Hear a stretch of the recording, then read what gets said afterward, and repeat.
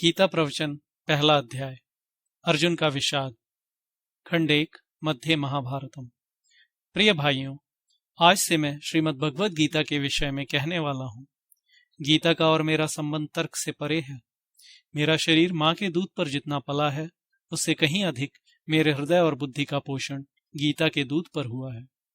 जहाँ हार्दिक संबंध होता है, वहाँ तर्क की गुंजाइश नहीं रहती। तर्क को काटकर श्रद्धा और प्रयोग, इन दो पंखों से ही मैं गीता गगन में यथाशक्ति उड़ान भरता रहता हूँ। मैं प्रायः गीता के ही वातावरण में रहता हूँ। गीता मेरा प्राण तत्व है।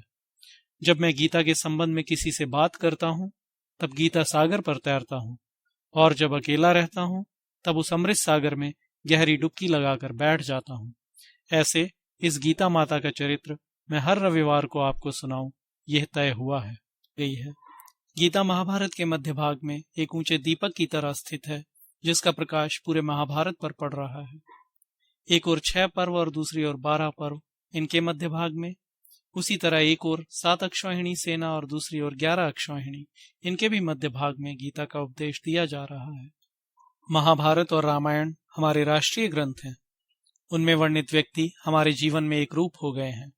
राम, सीता, धर्मराज, द्रौपदी, भीष्म, हनुमान आदि रामायण महाभारत के चरित्रों ने सारे भारतीय जीवन को हजारों वर्षों से मंत्रमुग्ध सा कर रखा है। संसार के अन्य महाकाव्यों के पात्र इस तरह लोक जीवन में घुले मिले नहीं दिखाई देते। इस दृष्टि से महाभारत और रामायण निस्संदेह अद्भुत ग्रंथ हैं। रामायण यदि एक मधुर नीति काव्य है, तो महाभारत एक व्यापक समाजशास्त्र। व्यासदेव ने 1 लाख संहिता लिखकर असंख्य चित्रों, चरित्रों और चारित्र्यों का यथावत चित्रण बड़ी कुशलता से किया है। बिल्कुल निर्दोष तो सिवाय एक परमेश्वर के कोई नहीं है, लेकिन उसी तरह केवल दोषपूर्ण भी इस संसार में कोई नहीं। ये बात महाभारत बहुत स्पष्टता से बता रहा है। एक ओर जहां भीष्म, युधिष्ठिर जैसों के दोष दिखाए हैं, तो दूसरी ओर कर्ण, दुर्योधन आदि के भी गुणों पर प्रकाश डाला गया है। महाभारत बतलाता है कि मानव जीवन सफेद और काले तंतुओं का एक पट है। अलिप्त रहकर भगवान व्यास जगत के विराट संसार के छाया प्रकाश में चित्र दिखलाते हैं। व्यासदेव के इस अत्यंत अलिप्त और उदात्त ग्रथन कौशल के कारण महाभारत ग्रंथ मानो एक सोने की बड़ी खान बन गया है। उसका शोधन करके भरपूर सोना लूट लिया जाए। व्यासदेव ने इतना बड़ा महाभारत लिखा, परंतु उन्हें अपनी ओर से कुछ कहना था या नहीं? क्या किसी जगह उन्होंने अपना कोई खास संदेश भी दिया है? किस स्थान पर व्यासदेव की समाधि लगी है? स्थान स्थान पर अनेक तत्वज्ञान और उपदेशों के जंगल महाभारत में आए हैं, परंतु इन सारे तत्वज्ञानों का, उपदेशों का और समूचे ग्रंथ का सारभूत रहस्य भी उन्होंने कहीं लिखा है? हाँ, लिखा है। समग्र महाभारत का नवनीत व्यास जी ने भगवत गीता में रख दिया है। गीता व्यासदेव की प्रमुख सिखावन और उनके मनन का संपूर्ण संग्रह है। इसी के आधार पर मैं मुनियों में व्यास हूँ, ये विभूति सार्थक सिद्ध होने वाली है। गीता को प्राचीन काल से उपनिषद की पदवी मिली हुई है। गीता उपनिषदों की भी उपनिषद है, क्योंकि समस्त उपनिषदों को दुहकर ये गीता रूपी दूध भगवान ने अर्जुन के निमित्त से संसार को दिया है। जीवन के विकास के लिए आवश्यक प्रायः प्रत्येक विचार गीता में आ गया है। इसीलिए अनुभवी पुरुषों ने यथार्थ ही कहा है कि गीता धर्म ज्ञान का एक कोश है। गीता हिंदू धर्म का एक छोटा सा ही परंतु मुख्य ग्रंथ है। ये तो सभी जानते हैं कि गीता श्री कृष्ण ने कही है। इस महान सिखावन को सुनने वाला भक्त अर्जुन इस सिखावन से इतना समरस हो गया कि उसे भी कृष्ण संज्ञा मिल गई। भगवान और भक्त का ये हृदगत प्रकट करते हुए व्यासदेव इतने एक रस हो गए कि लोग उन्हें भी कृष्ण नाम से जानने लगे। कहने वाला कृष्ण, सुनने वाला कृष्ण, रचने वाला कृष्ण। इस तरह इन तीनों में मानो अद्वैत उत्पन्न हो गया, मानो तीनों की समाधि लग गई। गीता के अध्येता में ऐसी ही एकाग्रता चाहिए। अध्याय 1 खंड 2 अर्जुन की भूमिका का संबंध। कुछ लोगों का ख्याल है कि गीता का आरंभ दूसरे अध्याय से समझना चाहिए। दूसरे अध्याय के 11वें श्लोक से प्रत्यक्ष उपदेश का आरंभ होता है, तो वहीं से आरंभ क्यों न समझा जाए। एक व्यक्ति ने मुझसे कहा, भगवान ने अक्षरों में आकार को ईश्वरीय विभूति बताया है। इधर अशोच्यानन्वशोचस्त्वम के आरंभ में अनायास आकार आ गया है, अतः वहीं से आरंभ मान लेना चाहिए। इस दलील को हम छोड़ दें तो भी इसमें शंका नहीं है। कि वहां से आरंभ मानना अनेक दृष्टियों से उचित ही है। फिर भी उससे पहले के प्रास्ताविक भाग का भी महत्व है ही। अर्जुन किस भूमिका पर स्थित है, किस बात का प्रतिपादन करने के लिए गीता की प्रवृत्ति हुई है, यह इस प्रास्ताविक कथा भाग के बिना अच्छी तरह समझ में नहीं आ सकता। कुछ लोग कहते हैं कि अर्जुन का क्लैव्य दूर करके उसे युद्ध में प्रवृत्त करने के लिए गीता कही गई है। उनके मत में गीता केवल कर्मयोग ही नहीं बताती बल्कि युद्ध योग का भी प्रतिपादन करती है। पर जरा विचार करने से इस कथन की भूल हमें दिख पड़ेगी। 18 अक्षौहिणी सेना लड़ने के लिए तैयार थी, तो क्या हम ये कहेंगे कि सारी गीता सुनाकर भगवान ने अर्जुन को उस सेना की योग्यता का बनाया? अर्जुन घबराया, ना कि वो सेना। तो क्या सेना की योग्यता अर्जुन से अधिक थी? ये बात कल्पना में भी नहीं आ सकती। अर्जुन जो लड़ाई से परावृत हो रहा था सो भय के कारण नहीं, सैकड़ों लड़ाइयों में अपना जौहर दिखलाने वाला वो महावीर था।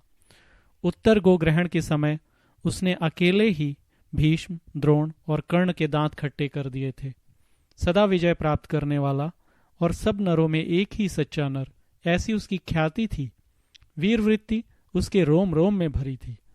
अर्जुन को उकसाने के लिए, उत्तेजित करने के लिए क्लैव्य का आरोप तो कृष्ण ने भी करके देख लिया, परंतु उनका वो तीर बेकार गया और फिर उन्हें दूसरे ही मुद्दों को लेकर ज्ञान विज्ञान संबंधी व्याख्यान देने पड़े।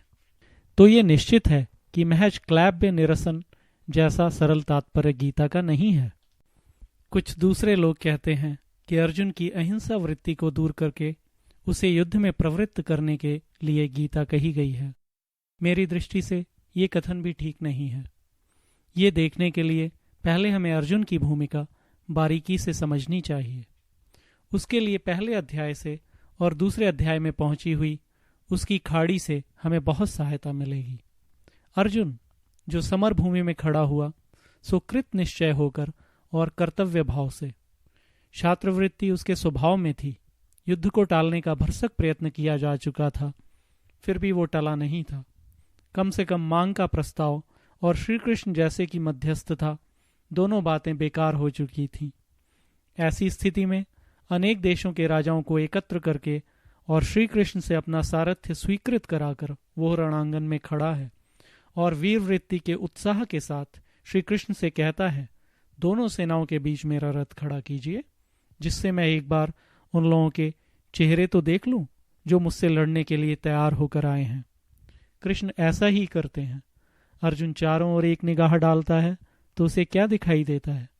दोनों ओर अपने ही नाते रिश्तेदारों, सगे संबंधियों का जबरदस्त जमघट। वो देखता है कि दादा, बाप, बेटे, पोते, आप्त स्वजन संबंधियों की 4 पीढ़ियां मरने मारने के अंतिम निश्चय से वहां एकत्र हुई हैं। ये बात नहीं कि इससे पहले उसे इन बातों की कल्पना ना हो, परंतु प्रत्यक्ष दर्शन का कुछ अलग ही प्रभाव पड़ता है। उस सारे स्वजन समूह को देखकर उसके हृदय में एक उथल पुथल मचती है। उसे बहुत बुरा लगता है। आज तक उसने अनेक युद्धों में असंख्य वीरों का संहार किया था। उस समय उसे बुरा नहीं लगा था। उसका गांडीव हाथ से गिर नहीं पड़ा था, शरीर में कंप नहीं हुआ था, उसकी आंखें गीली नहीं हुई थीं। तो फिर इसी समय ऐसा क्यों हुआ? क्या अशोक की तरह उसके मन में अहिंसा वृत्ति का उदय हुआ था? नहीं, यह तो केवल स्वजनासक्ति थी। इस समय भी यदि गुरु, बंधु और आप्त सामने न होते तो उसने शत्रुओं के मुंड गेंद की तरह उड़ा दिए होते। परंतु इस आसक्ति जनित मोह ने उसकी कर्तव्य निष्ठा को ग्रस लिया और तब उसे तत्व ज्ञान याद आया। कर्तव्यनिष्ठ मनुष्य को मोहग्रस्त होने पर भी नग्न खुल्लम खुल्ला कर्तव्यच्युति सहन नहीं होती। वो कोई सद्विचार उसे पहनाता है। यही हाल अर्जुन का हुआ। अब वो झूठ मूठ प्रतिपादित करने लगा कि युद्ध ही वास्तव में एक पाप है। युद्ध से कुलक्षय होगा, धर्म का लोप होगा, स्वैराचार मचेगा, व्यभिचारवाद फैलेगा, अकाल आ पड़ेगा, समाज पर तरह तरह के संकट आएंगे आदि अनेक दलीलें देकर वो कृष्ण को ही समझाने लगा। यहाँ मुझे एक न्यायाधीश का किस्सा याद आता है। एक न्यायाधीश था। उसने सैकड़ों अपराधियों को फांसी की सजा दी थी, परंतु एक दिन खुद उसी का लड़का खून के जुर्म में उसके सामने पेश किया गया। बेटे पर खून का जुर्म साबित हुआ और उसे फांसी की सजा देने की नौबत न्यायाधीश पर आ गई, तब वो हिचकने लगा, वो बुद्धिवाद बघारने लगा। फांसी की सजा बड़ी अमानुषी है, ऐसी सजा देना मनुष्य को शोभा नहीं देता, इससे अपराधी के सुधरने की आशा नष्ट हो जाती है। खून करने वाले ने भावना के आवेश में खून कर डाला, परंतु उसकी आंखों पर से जुनून उतर जाने पर उस व्यक्ति को गंभीरतापूर्वक फांसी के तख्ते पर चढ़ाकर मार डालना समाज की मनुष्यता के लिए बड़ी लज्जा की बात है, बड़ा कलंक है आदि दलीलें वो देने लगा। यदि अपना लड़का सामने न आया होता तो जज साहब बेखटके जिंदगी भर फांसी की सजा देते रहते, परंतु वे अपने लड़के के ममत्व के कारण ऐसी बातें करने लगे। उनकी ये बात आंतरिक नहीं थी, वो आसक्ति जनित थी। ये मेरा लड़का है, इस ममत्व में से वो वांग्मय निकला था। अर्जुन की गति भी इस न्यायाधीश की तरह हुई। उसने जो दलीलें दी वे गलत नहीं थीं। पिछले महायुद्ध के ठीक यही परिणाम दुनिया ने प्रत्यक्ष देखे हैं, परंतु सोचने की बात इतनी ही है कि वो अर्जुन का तत्वज्ञान दर्शन नहीं था, कोरा प्रज्ञावाद था। कृष्ण इसे जानते थे, इसलिए उन्होंने इस पर जरा भी ध्यान न देकर सीधा उसके मोहनाश का उपाय शुरू किया। अर्जुन यदि सचमुच अहिंसावादी हो गया होता तो उसे किसी ने कितना भी अवान्तर ज्ञान विज्ञान बताया होता तो भी असली बात का जवाब मिले बिना उसका समाधान न हुआ होता। परंतु सारी गीता में इस मुद्दे का कहीं भी जवाब नहीं दिया है, फिर भी अर्जुन का समाधान हुआ है। ये सब कहने का अर्थ इतना ही है कि अर्जुन की अहिंसा वृत्ति नहीं थी, वो युद्ध प्रवृत्त ही था। युद्ध उसकी दृष्टि से उसका स्वभाव प्राप्त और अपरिहार्य रूप से निश्चित कर्तव्य था। उसे वो मोह के वश होकर टालना चाहता था और गीता का मुख्यतः इस मोह पर ही गदा प्रहार है। एक खंड 3 गीता का प्रयोजन, स्वधर्म विरोधी मोह का निरसन। अर्जुन अहिंसा की ही नहीं संन्यास की भी भाषा बोलने लगा। वो कहता है इस रक्त लांछित छात्र धर्म से संन्यास ही अच्छा है, परंतु क्या वो अर्जुन का स्वधर्म था? उसकी वो वृत्ति थी क्या? अर्जुन सन्यासी का वेश तो बड़े मजे में बना सकता था, पर वैसी वृत्ति कैसे ला सकता था? सन्यास के नाम पर यदि वो जंगल में जाकर रहता तो वहां हिरन मारना शुरू कर देता। अतः भगवान ने साफ ही कहा, अर्जुन तू जो ये कह रहा है कि मैं लड़ूंगा नहीं, वो तेरा भ्रम है। आज तक जो तेरा स्वभाव बना हुआ है वो तुझे लड़ाए बिना रहेगा नहीं। अर्जुन को स्वधर्म विगुण मालूम होने लगा, परंतु स्वधर्म कितना भी विगुण हो तो भी उसी में रहकर मनुष्य को अपना विकास कर लेना चाहिए, क्योंकि उसमें रहने से ही विकास हो सकता है। इसमें अभिमान का कोई प्रश्न नहीं है, ये तो विकास का सूत्र है। स्वधर्म ऐसी वस्तु नहीं है कि जिसे बड़ा समझकर ग्रहण करें और छोटा समझकर छोड़ दें। वस्तुतः वो ना बड़ा होता है न छोटा, वो हमारे नाप का होता है। श्रेयान स्वधर्मो विगुणः। इस गीता वचन में धर्म शब्द का अर्थ हिंदू धर्म, इस्लाम धर्म, ईसाई धर्म आदि जैसा नहीं है। प्रत्येक व्यक्ति का अपना भिन्न भिन्न धर्म है। मेरे सामने यहाँ जो 200 व्यक्ति मौजूद हैं उनके 200 धर्म हैं। मेरा भी धर्म जो 10 वर्ष पहले था वो आज नहीं है। आज का धर्म 10 वर्ष बाद टिकेगा नहीं।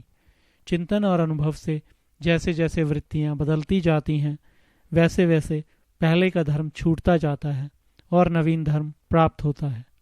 हट पकड़कर कुछ भी नहीं करना है। दूसरे का धर्म भले ही श्रेष्ठ मालूम हो, उसे ग्रहण करने में मेरा कल्याण नहीं है। सूर्य का प्रकाश मुझे प्रिय है, उस प्रकाश से मैं बढ़ता हूँ। सूर्य मेरे लिए वंदनीय भी है, परंतु इसलिए यदि मैं पृथ्वी पर रहना छोड़कर उसके पास जाना चाहूँगा तो जलकर खाक हो जाऊँगा। इसके विपरीत भले ही पृथ्वी पर रहना विगुण हो, सूर्य के सामने पृथ्वी बिल्कुल तुच्छ हो, स्वयं प्रकाशी ना हो, तो भी जब तक सूर्य का तेज सहन करने का सामर्थ्य मुझ में नहीं है तब तक सूर्य से दूर पृथ्वी पर रहकर ही मुझे अपना विकास कर लेना होगा। मछली से यदि कोई कहे कि पानी से दूध कीमती है, तुम दूध में रहो, तो क्या मछली उसे मंजूर करेगी? मछली तो पानी में ही जी सकती है, दूध में मर जाएगी। दूसरे का धर्म सरल मालूम हो तो भी उसे स्वीकार नहीं करना चाहिए। बहुत बार सरलता आभास मात्र ही होती है। घर गृहस्थी में बाल बच्चों की ठीक संभाल नहीं कर पाता, इसलिए ऊब कर यदि कोई गृहस्थ संन्यास ले ले तो वो ढोंग होगा और भारी भी पड़ेगा। मौका पाते ही उसकी वासनाएं जोर पकड़ेंगी।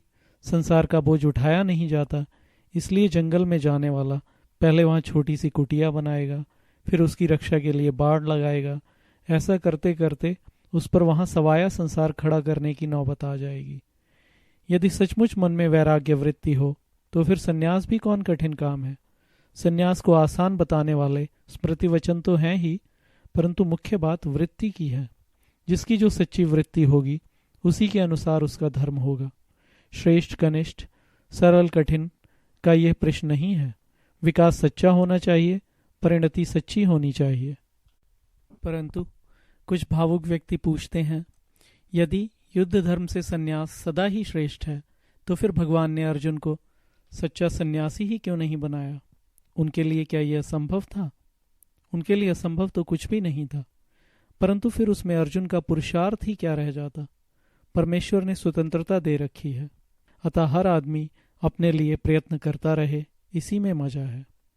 छोटे बच्चों को स्वयं चित्र बनाने में आनंद आता है। उन्हें ये पसंद नहीं आता कि कोई उनसे हाथ पकड़कर चित्र बनवाए। शिक्षक यदि बच्चों के सवाल झट हल कर दिया करें तो फिर बच्चों की बुद्धि बढ़ेगी कैसे? माँ बाप और गुरु का काम सिर्फ सुझाव देना है। परमेश्वर अंदर से हमें सुझाता रहता है, इससे अधिक वो कुछ नहीं करता। कुम्हार की तरह भगवान ठोक पीट कर अथवा थपथपाकर हर एक का मटका तैयार करे तो उसमें मजा ही क्या? हम हंडिया नहीं हैं, हम तो चिन्मय हैं। इस सारे विवेचन से एक बात आपकी समझ में आ गई होगी कि गीता का जन्म स्वधर्म में बाधक जो मोह है उसके निवारणार्थ हुआ है। अर्जुन धर्म सम्मूढ़ हो गया था, स्वधर्म के विषय में उसके मन में मोह पैदा हो गया था। श्री कृष्ण के पहले उलाहने के बाद ये बात अर्जुन खुद ही स्वीकार करता है। वह मोह, वह ममत्व, वो आसक्ति दूर करना गीता का मुख्य काम है। इसीलिए सारी गीता सुना चुकने के बाद भगवान ने पूछा है, अर्जुन तेरा मोह गया ना? और अर्जुन जवाब देता है, हाँ भगवान, मोह नष्ट हो गया, मुझे स्वधर्म का भान हो गया। इस तरह यदि गीता के उपक्रम और उपसंहार को मिलाकर देखें तो मोह निरसन ही उसका तात्पर्य निकलता है।